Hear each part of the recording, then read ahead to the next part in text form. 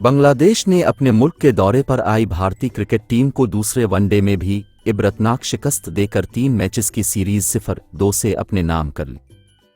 बांग्लादेश के शहर मीरपुर में खेले गए दूसरे वनडे मैच में बांग्लादेश ने टॉस जीतकर पहले बल्लेबाजी का फैसला किया और मुकर्ररा ओवर्स में 7 विकेटों के नुकसान पर 271 रन्स बनाए। बांग्लादेश के बल्लेबाज मेहदी हसन ने नाकाबिल शिकस्त सेंचुरी जड़ी, जबकि मोहम्मद अल्लाह ने 77 रन्स बनाए। 272 रन्स के हदफ के ताक़ुब में भारतीय टीम मैदान में उतरी तो बंगाल टाइगर्स ने एक न चलने दी और भारतीय टीम मुकर्ररा 50 ओवर्स में 9 विकेटों के नुकसान पर 266 रन्स ही बना पाई।